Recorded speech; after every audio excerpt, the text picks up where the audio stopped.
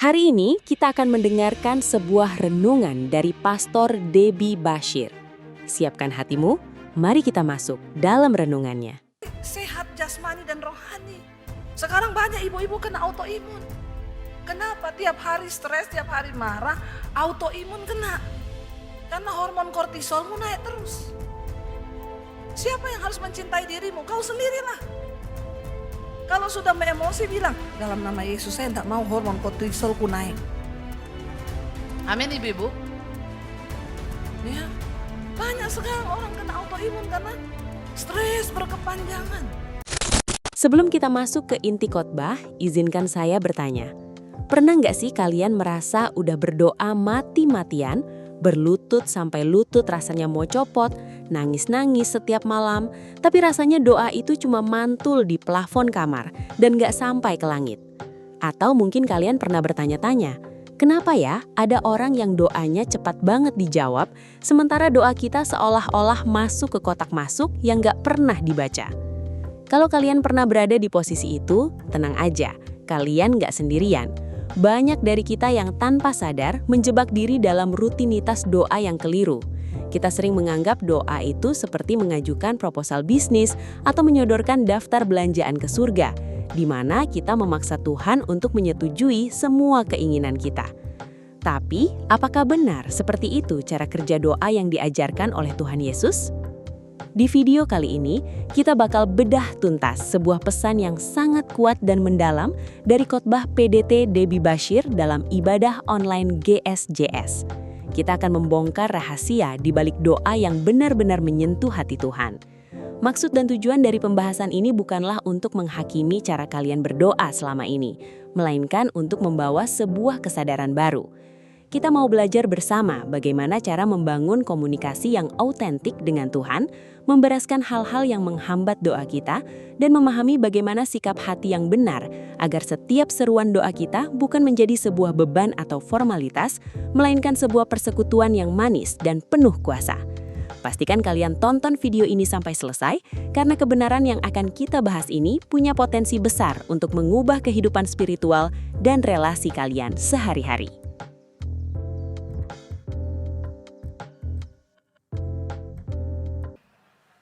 Luar biasa. Iya, saya suaranya agak, ya kemarin itu sama sekali nggak ada suara. Tapi ini puji Tuhan udah ada suara. Ya Bapak Ibu, bulan ini gereja sedang berbicara dengan tema tentang doa. Saudara sudah mendengar semua hamba Tuhan bicara tentang doa, bagaimana luar biasanya kuasa doa. Saudara sudah diajari beberapa hamba Tuhan tentang doa Hana yang luar biasa, doa Yabes yang luar biasa. Semua doa-doa yang luar biasa sudah diajar. Nah, saya mau tanya dulu di sini, siapa yang mau doanya didengar oleh Tuhan?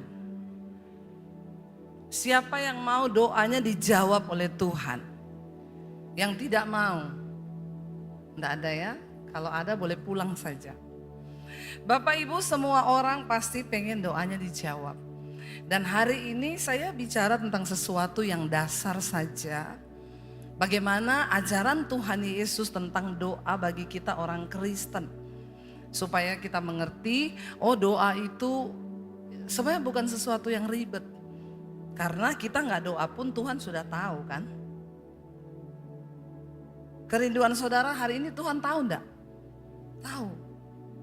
Ya, tapi bagaimana sih supaya doa itu berdoa yang benar dan kita melihat apa yang Tuhan Yesus ajarkan. Buka Matius pasal yang ke-6, ayat yang ke-5 mulai. Matius 6 ayat yang ke-5, judul perikopnya hal berdoa. Baca bersama ayat 5, 1, 2, 3. Dan janganlah mereka suka mengucapkan doanya dengan berdiri di rumah-rumah ibadat, pada tikungan-tikungan jalan raya, supaya mereka dilihat orang. Aku berkata kepadamu, sesungguhnya mereka sudah mendapatkan upahnya. Ayat 6, tetapi masuklah, tutuplah, dan maka Bapamu. Saudara tolong kalau baca Alkitab itu semangat ya. Saya ini hilang suara semangat loh. Ya, jadi tolong saudara kalau baca Alkitab itu agak semangat supaya saya juga semangat. Ya, baca dengan suara yang keras karena saya tahu tidak semua orang Kristen ini di rumah baca Alkitab. Ya kan? Jadi di gereja ini bacalah. Kalau saya suruh baca, baca supaya mendengar karena iman timbul dari pendengaran akan. Nah, jadi tolong kita sepakat ya baca ya. Saya mengurangi membaca ini karena saya takut nanti saya 6 kali khotbah hari ini. Saudara berapa kali khotbah? Ya, kan hanya mendengar, baca. Ya, tolong baca. Lalu ayat yang ke-6 berkata, ulangi lagi dengan suara yang keras. Tetapi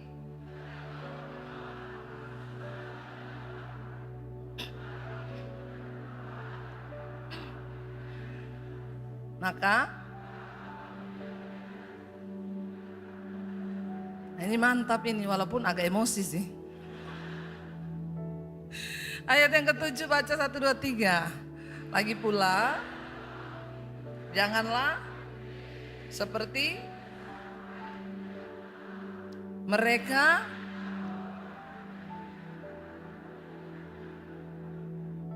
ayat 8. Jadi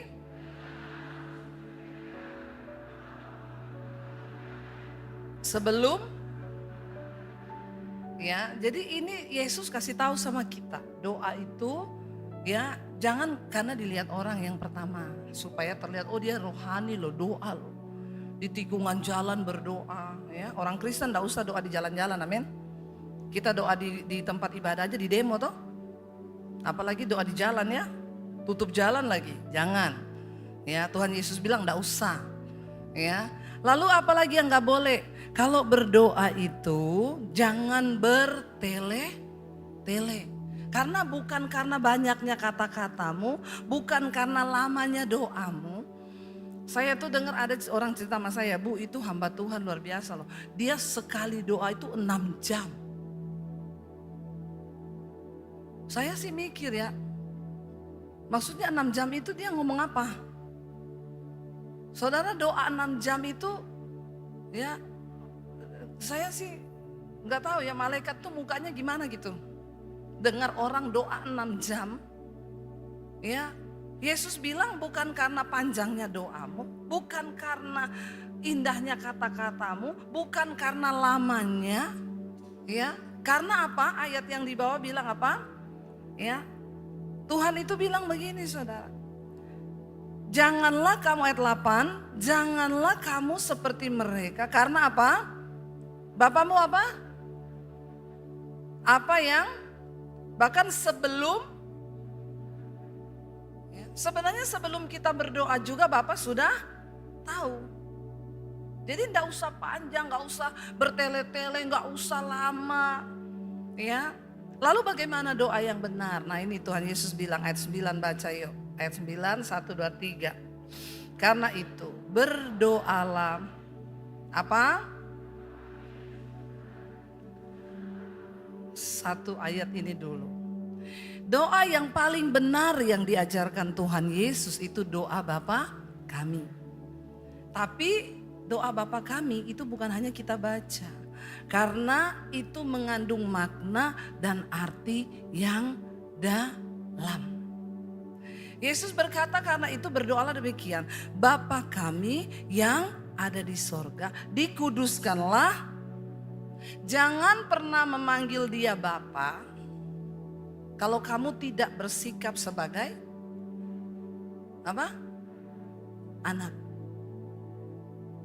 Banyak orang Kristen terlalu pede memanggil dia Bapa. Padahal kelakuanmu tidak seperti anak. Hanya anak yang bersikap sebagai anak, menempatkan dirinya sebagai anak, dialah yang layak menerima semua hak dari seorang bapa. Karena tidak semua orang Kristen itu anak. Walaupun Yesus bilang dia bapa, nah kita ini panggil dia bapa, apakah kita bersikap sebagai seorang anak? Anak itu akan kehilangan hak kalau dia tidak bersikap sebagai anak. Yang pertama, bagaimana kita bisa diakui sebagai anak? Seorang anak itu harus patuh kepada bapaknya. Bapak-bapak di sini, kalau anakmu tuh enggak patuh, yang kau bilang dia tentang semua, yang kau omongin dia lawan semua. Jengkel enggak bapak sama anak kalau kayak begitu? Bahkan banyak anak yang harus akhirnya diusir dari rumah karena bapaknya jengkel. Saya ini diusir dari rumah, kenapa? Karena saya juga tidak tunduk sama papa saya. Tapi dalam hal iman. Tapi saya bilang, kamu tidak boleh masuk Kristen. Itu aturan saya sebagai bapak. Kalau kamu melanggar, berarti kamu tidak taat sama saya. Kalau kamu tidak taat, jangan jadi anakku. Kamu pergi dari rumah sekarang, saya usir, jangan bawa satu apapun barang, karena ini semua barangku di rumah. Karena saya sadar, saya tidak taat sama orang tua. Saya tinggalkan keluarga dan saya tidak mendapat hak apapun dari orang tua saya. Itu konsekuensi. Ya, mungkin kau tidak diusir orang tuamu. Tapi kalau kau melawan terus. Ya. Suami saya aja kalau marah sama anak gini, ya udah kalau kalian nggak mau nurut, saya ambil semua fasilitas. Ya. Nggak ada yang pakai mobil kuliah naik Transjakarta. Itu bapak di dunia begitu loh. Bukankah bapak kita itu seperti bapak di dunia? Bapak-bapak kalau kau bilang sama anakmu kau pulang malam batas jam 10. Dia tiap malam pulang jam 3 pagi. Kira-kira terjadi pertentangan gak di rumah itu? Bapak-bapak bagaimana sikapmu kalau anakmu tiap pagi pulang jam 3 pagi? Ada bapak-bapak di sini? Kau senang sama anakmu kalau dia begitu? Enggak. Ya, bahkan kau kan akan kasih dia konsekuensi lah. Ya udah nggak usah dikasih uang jajan lah. Orang saya ngomong apapun nggak ada yang dituruti. Ya, kalau kita memanggil Tuhan itu Bapa, maka kita harus bersikap seperti seorang anak. Baru engkau layak menerima semua hakmu dari seorang Bapa. Mengerti sekarang ya? Jangan sembarang kau berdoa Bapa kami. Kalau kau tidak bersikap sebagai seorang anak. Ya, lalu ayat yang berikutnya ayat yang ke-8 dikatakan, ayat yang ke-10. Baca sama-sama. Datanglah kerajaanmu, jadilah kehendakmu di bumi seperti di surga.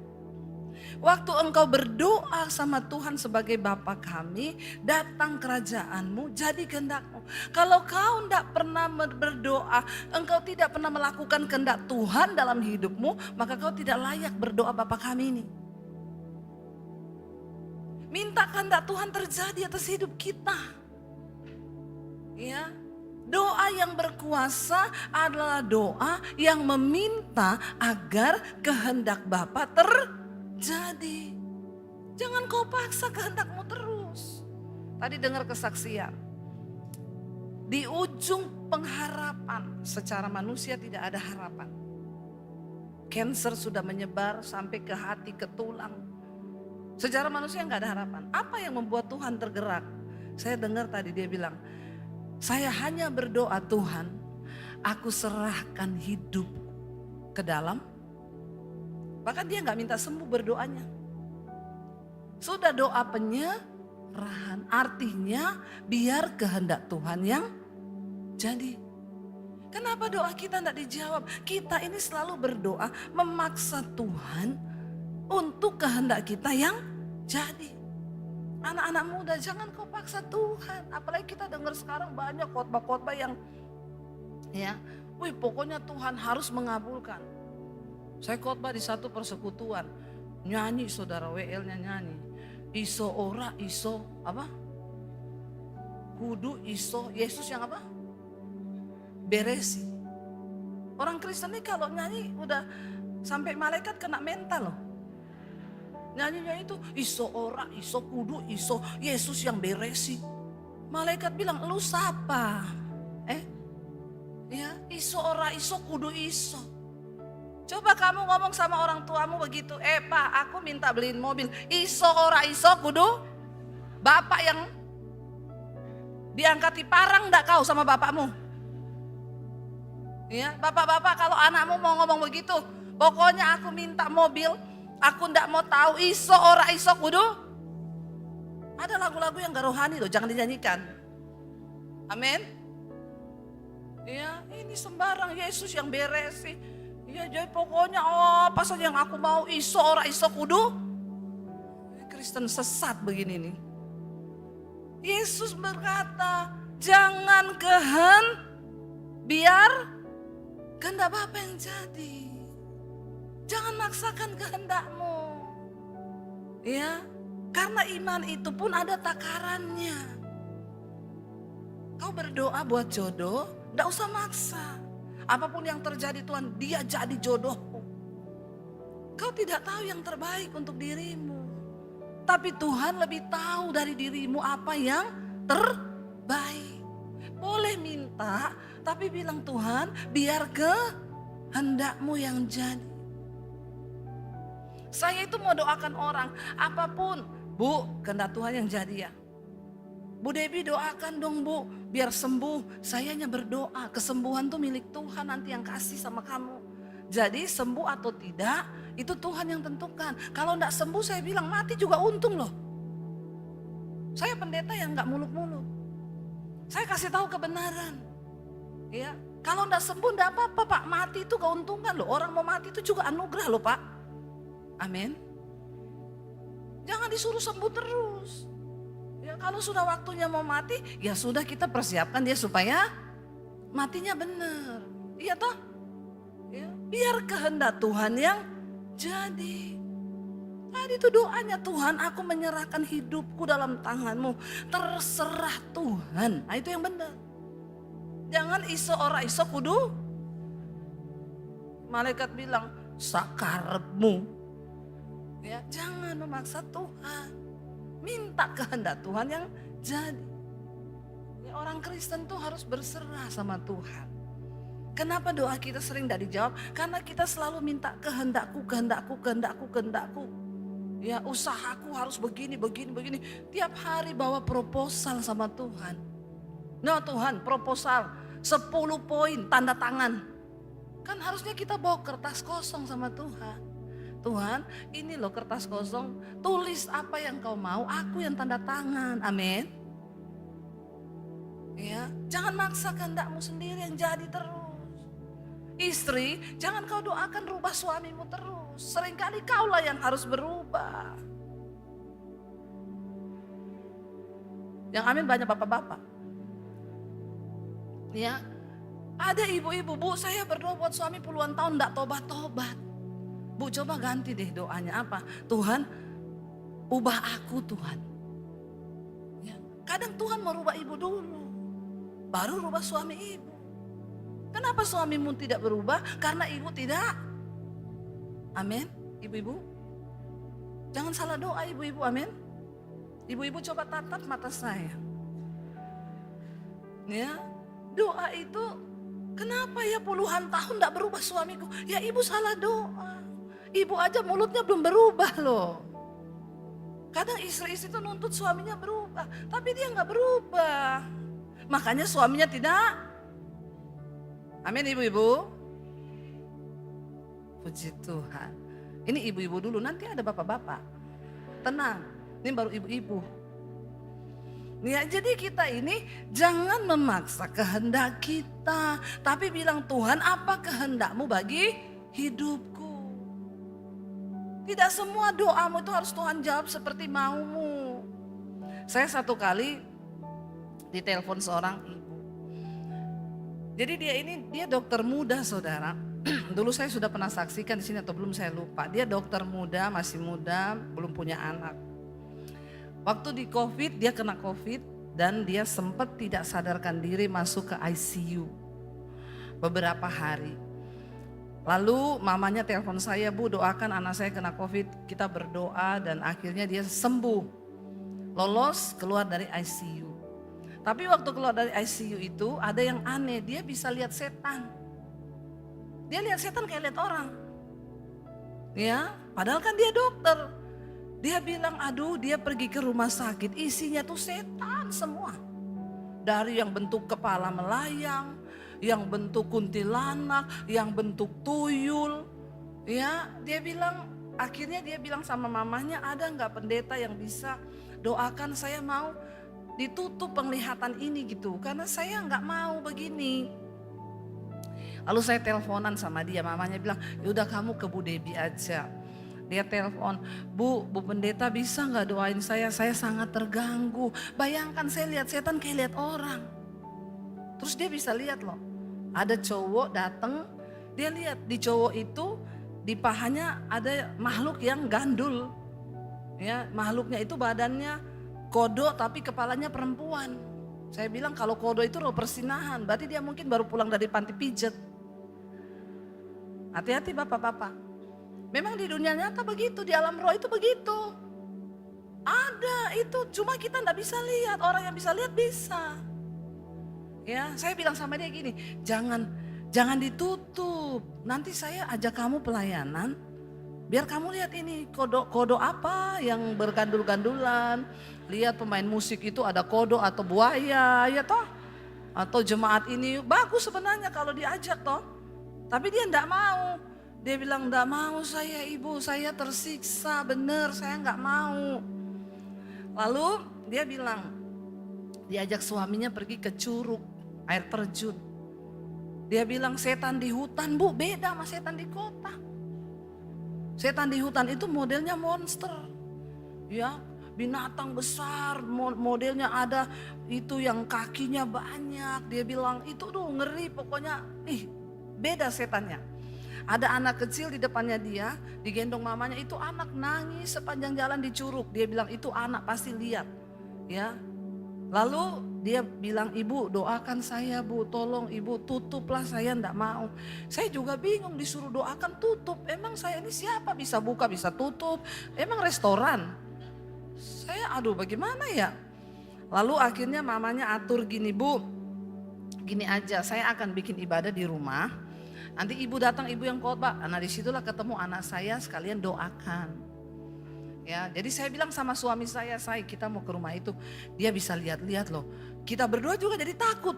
Aduh nanti ya, kalau dia lihat saya ada kalajengking atau ya biawak gitu ya. Menakutkan juga. Aduh saya pendeta ini ya, kalau enggak benar dia bisa lihat ada apa gitu. Ya udahlah kita begini pede aja, kita kan hidup dalam Tuhan. Ya kita tidak berbuat macam-macam, beranilah kita datang. Ya udah datang saudara. Saya panggil dia duduk di samping saya. Kalau ada yang masuk dia bilang, itu ibu itu ada makhluk gandul bu. Tapi saya lihat modelnya ibu-ibu sombong, pasti ada makhluk itu.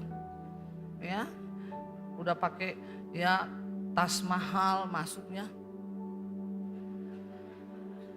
Itu bukan cuma gandul, semua di atas kepala kaki semua ada makhluk. Lalu saya tanya sama dia, maaf ya, maaf. Sambil saya takut juga. Ya tadi waktu saya datang sama suami, kamu lihat apa? Ya iya loh saudara, kita juga perlu bertanya. Jangan pikir pendeta-pendeta itu terus udah kudus, udah apa, menakutkan juga. Dia kan jujur, saya bilang kamu jujur aja ngomong, kamu lihat saya sama suami apa, saya perlu tahu. Dia bilang, ibu sama suami waktu datang tadi, saya lihat di belakang ibu sama bapak ada cahaya terang sekali, puji Tuhan, haleluya, 12 kali. Ya, saya bilang sama suami, tidak sia-sia kita mempertahankan hidup benar dalam firman Tuhan. Ternyata di alam roh benar kita ada, enggak usah tepuk tangan, enggak usah. Nanti saya jadi sombong. Bertobat. Ya, tapi puji Tuhan lah dia ngomong begitu. Oh, aman. Lalu kalau saya khotbah, saya bilang kita berdoa masuk di kamar aja yuk. Masuk di kamar kami. Saya bilang sama dia gini, saya tidak sakti loh. Ya, saya ini hanya minta kehendak Tuhan. Saya enggak bisa tutup-tutup begitu itu, saya enggak bisa. Tapi kita berdoa karena Tuhanlah yang berkuasa. Ya sebenarnya saya mau kamu enggak usah ditutup, nanti ikut saya pelayanan. Ya, jadi suami-suami yang selingkuh itu ini kodok, dia tahu ini kodok semua ini di sini. Tapi dia enggak mau, akhirnya saya bilang, yaudah kita menyembah Tuhan, saya berdoa. Tapi kehendak Tuhan yang jadi. Kita berdoa menyembah Tuhan, saya cuma minta Tuhan hadirat-Mu turun. Dia dijamah Tuhan, dia dilawat Tuhan, dia nangis. Lalu saya berdoa dalam nama Tuhan Yesus. Tuhan, Engkau tahu kasihan dia ini tertekan dengan yang dia alami sekarang. Kalau ini memang ya Tuhan, izinkan Tuhan yang tutup semua penglihatan-penglihatan itu dalam nama Tuhan Yesus. Akhirnya amin, saya pulang. Berapa hari kemudian saya WA dia, tanya kan, ya saya bilang, gimana Bu? Puji Tuhan Ibu Debbie, sejak berdoa saya tidak pernah lagi lihat apa-apa. Sekarang saya sudah damai sejahtera, hidup saya aman, tenang. Karena kasihan juga saudara, bayangkan di rumah, di apartemen, di parkiran, itu setan tuh isinya. Makanya bapak-bapak ya yang suka selingkuh, maaf ya, maaf. Setan tuh lihat kelakuanmu. Bayangkan kalau setan tuh lihat. Makanya Alkitab bilang di sekeliling kita tuh banyak saksi. Yang pertama Tuhan, yang kedua malaikat, yang ketiga setan saksi hidupmu. Ya, makanya setan itu enggak terlalu seneng lu, enggak terlalu takut dia di gereja kau lompat-lompat nyanyi. Setan bilang begitu kau keluar dari pintu gereja, kau ke panti pijet. Setan bilang, iya itu kan, biarin aja dia ke gereja tiap minggu nari udah kayak apaan tuh. Nah, temen kita lebih parah dari kita malah. Kata setan, sampai kena mental aku sama kelakuannya dia ini. Ingat loh saudara, ya di mana-mana itu ada. Alkitab juga bilang musuhmu itu roh-roh jahat di udara, penghulu-penghulu jahat, pemerintah-pemerintah jahat. Itu semua setan yang tidak terlihat. Kalau orang bisa lihat, setan semua. Hari ini di sini ada setan enggak? Menurut saudara ada enggak setan? Lihat kanan kirimu, jangan-jangan itu setannya. Kata istri, suami saya nih di rumah setan terus dia nih. Kata suami, istriku nih setan. Nah itu. Jadi minta kehendak Tuhan, jangan paksakan kehendak kita. Ayat yang berikutnya. Yang ke-11 baca, berikanlah kami pada hari ini makanan kami yang secukupnya. Jangan kau berdoa minta berkat kalau kau tidak mampu mensyukuri makananmu yang ada hari ini, tok aja yang secukupnya. Karena Alkitab gak ajarkan kita minta untuk 5 tahun ke depan. Orang Kristen sukanya minta untuk 10 tahun, iya Pak ya. Padahal Tuhan ajar, beri kami makanan yang secukupnya untuk hari ini saja. Ya, kalau engkau menjadi orang yang tidak mampu bersyukur untuk hidupmu hari ini, enggak usah tuntut-tuntut Tuhan. Enggak usah berdoa minta berkat. Karena yang ada pun kau tidak mampu syukuri. Itu arti dari doa Bapa kami ini. Ya, jadi bertobat. Oh, dikatakan di sana ayat yang berikutnya, dan ampunilah kami akan kesalahan kami seperti kami juga mengampuni orang. Saudara, untuk menghadap Tuhan dan doa kita menjadi persembahan yang didengar dan dijawab Tuhan, harus ada pertobatan. Dan pertobatan itu tidak lepas dari pengampunan Tuhan. Kenapa doa kita tidak dijawab?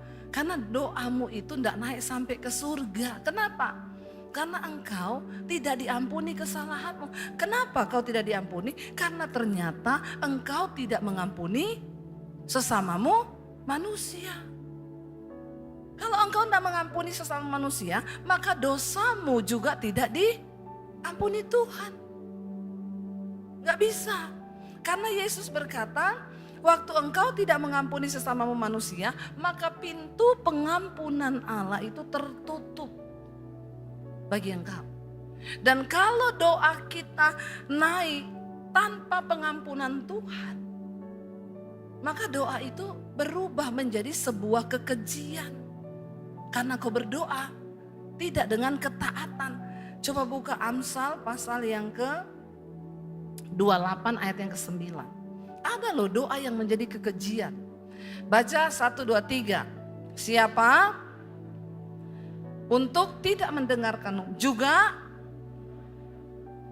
kalau engkau tidak taat mendengarkan hukum Tuhan, firman Tuhan, doamu menjadi kekejian. Kita pikir kita doa mempersembahkan dupa yang harum, ternyata doa itu menjadi kekejian. Apa itu kekejian? Tuhan jijik dengan doamu. Tuhan gak mau denger aja kagak karena dia jijik. Berdoa, kau aja gak mengampuni iparmu kok. Halo? Kau aja gak ngampuni kok mertuamu. Kau aja gak ngampuni menantumu, terus kenapa kau datang ke gereja berdoa? Yesus bilang kalau engkau ingin mempersembahkan korban, ingat dulu apa yang ada di hatimu tentang saudaramu. Kalau kau pahit sama mertuamu, pulang dulu berdamai, baru kau bisa berdoa. Baru kau bisa memuji Tuhan, baru engkau bisa memberi persembahan. Barulah ibadahmu itu berkenan kepada Tuhan. Jangan ada kepahitan saudara. Hari ini beresin, kepada siapapun engkau taruh sakit hati harus dibereskan. Tuhan, aku mengampuni iparku. Tuhan, aku ampuni mertuaku. Tuhan, aku ampuni menantuku. Tuhan, aku ampuni anakku. Ya, tapi orang Kristen sekarang mereka ke gereja, doa, beri persembahan, beri perpuluhan, padahal hidupnya penuh kepahitan. Tidak ada perkenanan Tuhan dalam hidup kita. Maka doa kita tidak mungkin dijawab oleh Tuhan. Yang berikutnya 13, baca 1, 2, 3. Dan janganlah bawa kami dalam pencobaan, tapi karena engkau yang punya kerajaan dan kuasa dan kemuliaan sampai. Janganlah membawa kami ke dalam pencobaan, tapi lepaskan. Jangan pernah berdoa begitu kalau kau sendiri tiap hari membawa dirimu ke dalam pencobaan. 99% masalah orang Kristen terjadi karena kesalahannya sendiri, bukan karena kehendak Tuhan. Persoalan dalam rumah tangga. Kenapa banyak persoalan dalam rumah tangga? Ya karena kesalahanmu sendiri. Pertama, kesalahan orang Kristen yang paling banyak, salah pilih jodoh. Ya, salah pilih jodoh. Ketemunya di diskotik, ketemunya di terminal, ketemunya di mana. Tidak berdoa, main tabrak, nikah. Tidak berdoa untuk pasangan yang bertobat. Laki-laki belum bertobat, dinikahi. Perempuan belum bertobat, dinikahi. Masuk dalam rumah tangga, terjadi persoalan. Ini dua orang menjadi satu tidak gampang. Tidak mudah. Persoalan kecil bisa jadi besar kalau tidak bertobat. Amin. Saya tidak suruh saudara cerai, tidak. Kebanyakan pernikahan Kristen itu karena salah pilih pasangan. Makanya gereja 6 bulan itu harus konseling pranikah sebelum menikah itu 6 bulan dulu. Ya, jangan ditawar-tawar karena pernikahan itu tidak gampang. Banyak orang menikah itu saudara, ya. Kita kalau udah menikah itu ya masalah kecil tuh bisa jadi besar loh. Bisa jadi besar, masalah makan bisa jadi berantem. Mau makan di mana ini mah? Istrinya bilang terserah. Bapak-bapak, kalau ibu sudah jawab terserah itu menurutmu apa artinya? Berat enggak bapak-bapak? Kalau istri bilang terserah, maka disitulah bapak-bapak masuk ke dalam pencobaan. Bapaknya ngomong, ya oke makan bakmi ya. Jangan bakmi, aku ini kan gendut. Nah tadi kan katamu terserah. Ya udah bakso ya, jangan daging terus, aku darah tinggi. Kau mau bikin aku mati. Lalu akhirnya balik lagi. Lah terus apa? Ya udah kita makan ini aja. Pada akhirnya balik lagi ke siapa bapak-bapak? Ini masalah loh, yang kecil bisa jadi besar. Dalam pernikahan, masalah baju bisa jadi masalah. Ya, mau ke pesta pakai baju apa? Ya, Istrinya bilang sama suaminya, pakai ini. Suaminya bilang, saya enggak mau.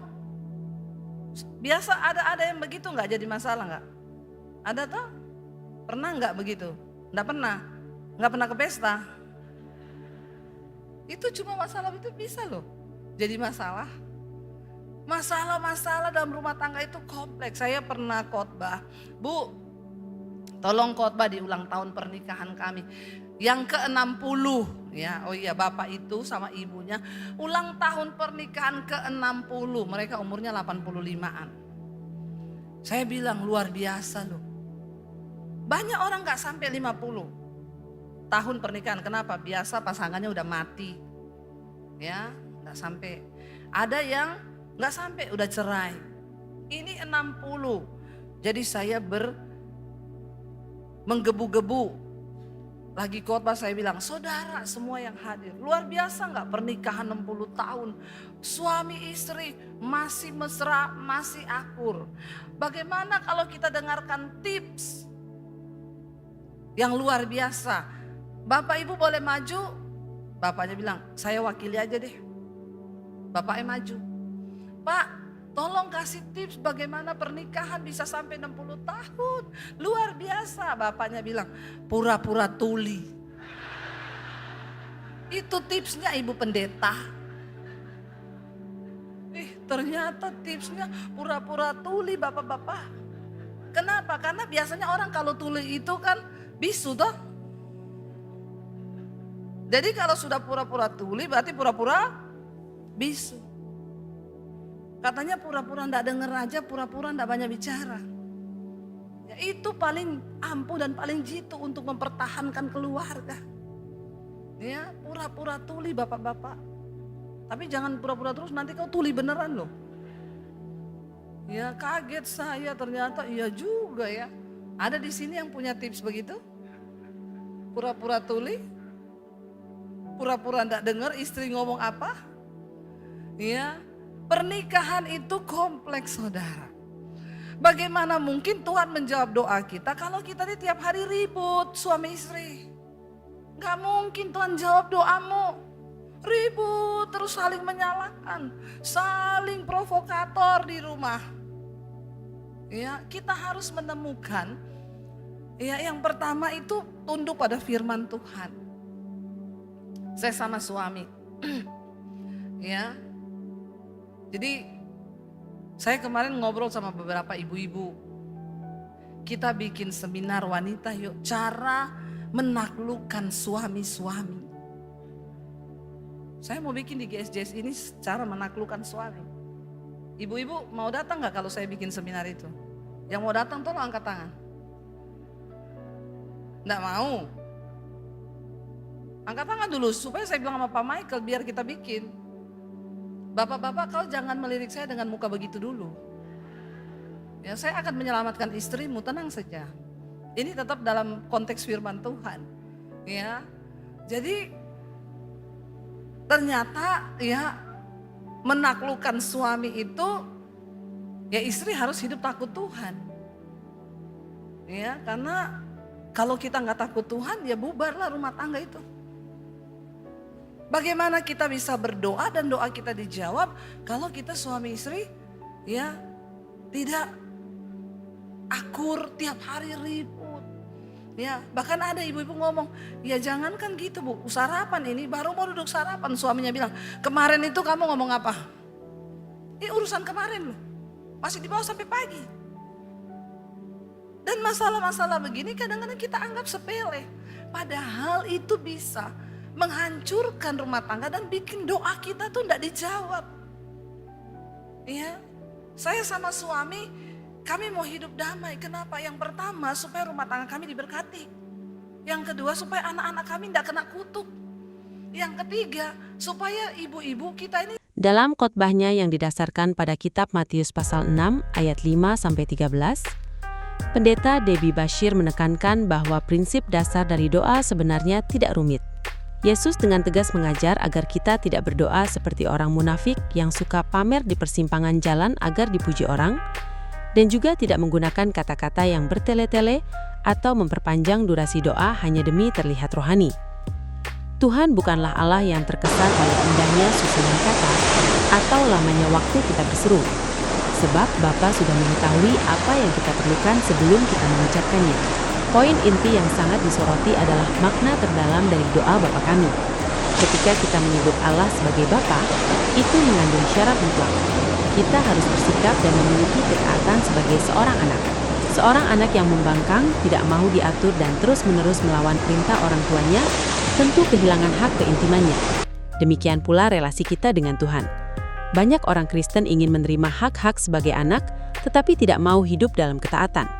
Selanjutnya kalimat datanglah kerajaanmu, jadilah kehendakmu, mengajarkan bahwa doa yang berkuasa bukanlah doa yang memaksa kehendak pribadi kita untuk jadi, melainkan doa yang menundukkan keinginan diri di bawah kehendak Bapa. Pendeta Debbie juga menyentil realitas kehidupan rumah tangga dan relasi sesama. Hambatan terbesar dari doa yang tidak dijawab seringkali bersumber dari kepahitan, kebencian, dan ketidakmampuan untuk mengampuni. Kitab Amsal bahkan menyebutkan bahwa doa orang yang tidak mau mendengar firman atau hidup dalam pelanggaran adalah suatu kekejian bagi Tuhan. Doa tidak akan pernah naik ke surga jika hati kita masih menyimpan kepahitan terhadap pasangan, keluarga, atau orang-orang di sekitar kita. Selain itu, doa janganlah membawa kami ke dalam pencobaan, menjadi peringatan keras karena seringkali masalah berat yang kita alami adalah akibat dari tindakan serta pilihan kita sendiri yang tidak bijaksana, bukan karena ujian dari Tuhan. Opini pribadi saya mengenai isi khotbah. Pesan yang disampaikan dalam khotbah ini terasa sangat segar, jujur, dan menampar realitas kehidupan rohani modern. Menurut saya, khotbah ini berhasil meruntuhkan stigma bahwa doa harus selalu berdurasi panjang, bersuara lantang, atau dipenuhi istilah-istilah teologis yang rumit. Seringkali industri rohani atau kebiasaan di sekitar kita secara tidak sadar membentuk persepsi bahwa makin lama seseorang berdoa, makin tinggi tingkat kerohaniannya. Pendeta Debbie dengan sangat berani meluruskan pemahaman dangkal tersebut. Saya sangat setuju dengan penekanan bahwa kualitas doa ditentukan oleh kualitas hidup dan ketaatan si pendoa, bukan oleh retorika atau gaya bicaranya. Pernyataan bahwa orangnya yang harus benar, baru doanya berkuasa, adalah sebuah refleksi yang sangat dalam. Ini menyadarkan kita bahwa Tuhan tidak bisa diintimidasi oleh tangisan atau kepandaian kita merangkai kata, jika di saat yang sama, hidup kita masih dipenuhi dengan kebebalan, ketidaktaatan, dan dendam yang dipelihara. Khotbah ini mengembalikan esensi doa ke tempat yang paling murni, yaitu hubungan anak dan bapa yang dilandasi kerendahan hati, ketaatan, serta kesiapan untuk mengampuni. Memahami teori tentang doa tentu tidak akan membawa dampak apapun jika tidak diterjemahkan ke dalam tindakan nyata sehari-hari. Berdasarkan pesan khotbah tersebut, ada beberapa langkah praktis yang bisa kita terapkan dalam kehidupan sehari-hari agar doa kita tidak terhalang. Pertama, ubah sikap hati dan gaya berdoa dalam keseharian. Stop berdoa dengan cara menuntut atau memaksa Tuhan untuk menuruti skenario pribadi kita. Ketika menghadapi masalah pekerjaan, keuangan, atau jodoh, belajarlah menyodorkan kertas kosong kepada Tuhan. Alih-alih mendikte Tuhan dengan belasan poin permintaan yang kaku, katakan dengan tulus, "Tuhan, inilah rencanaku, tapi biarlah kehendak-Mu yang jadi." Berserah bukan berarti pasrah tanpa usaha, melainkan mempercayakan hasil akhir kepada hikmat Tuhan yang jauh melebihi jalan pikiran manusia. Kedua, bereskan hubungan dan lepaskan pengampunan. Jika hari ini kalian merasa doanya seperti tersumbat, coba periksa isi hati kalian. Apakah ada kepahitan terhadap orang tua, pasangan, saudara, atau rekan kerja? Tuhan tidak akan mendengarkan doa orang yang menyimpan sakit hati dan menolak untuk mengampuni. Ambil tindakan nyata hari ini. Telepon orang tersebut, minta maaf jika ada salah, atau minimal lepaskan pengampunan di dalam hati dan doakan kebaikan bagi mereka. Mengampuni memang tidak mengubah masa lalu, tetapi mengampuni akan membuka sumbatan saluran doa kita kepada Bapa. Ketiga, ciptakan keharmonisan dalam rumah tangga dan komunitas. Khusus bagi yang sudah menikah atau berkeluarga, suasana di dalam rumah sangat menentukan atmosfer doa. Pertengkaran yang terus dipelihara, sikap egois serta kurangnya rasa hormat antara suami dan istri akan menjadi penghalang utama doa-doa kita. Mulailah membangun kebiasaan kecil namun berdampak besar, seperti saling mendengarkan tanpa emosi, menurunkan ego, belajar mengalah, dan menjaga keintiman relasi. Lingkungan keluarga yang rukun dan penuh kedamaian adalah tempat di mana berkat dan jawaban doa diperintahkan oleh Tuhan. Keempat, hiduplah dalam ketaatan dan tanggung jawab. Jangan meminta Tuhan membebaskan kita dari pencobaan, sementara kita sendiri secara sadar berjalan menuju pintu pencobaan tersebut. Bijaklah dalam mengambil keputusan, baik dalam hal keuangan, pergaulan maupun gaya hidup. Ketaatan pada firman Tuhan dalam hal-hal kecil setiap hari adalah fondasi utama yang menjadikan hidup kita berkenan di hadapan-Nya. Sehingga kapanpun kita berseru, Tuhan selalu siap sedia mendengarkan. Dari seluruh pemaparan dan perenungan terhadap pesan khotbah ini, saya mendapatkan sebuah pembelajaran yang sangat berharga dan mengubah sudut pandang saya tentang relasi dengan Tuhan.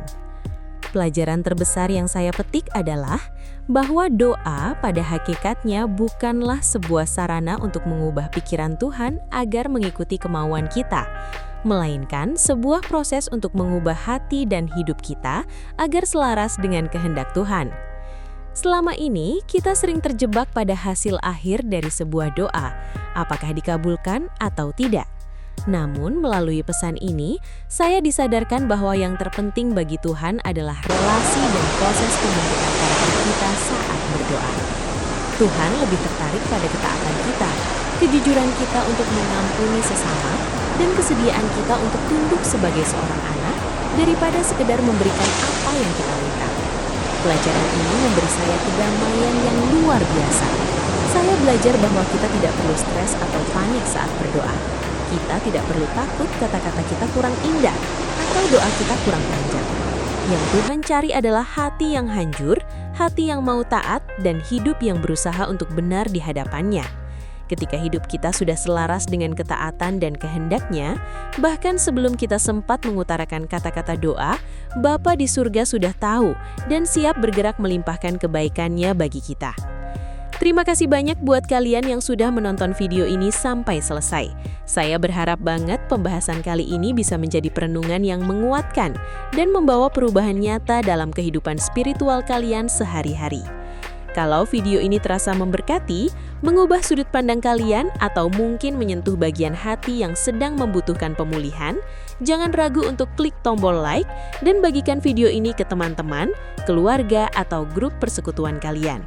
Siapa tahu ada saudara kita di luar sana yang sedang berjuang dengan masalah doa dan butuh mendengar pesan ini hari ini.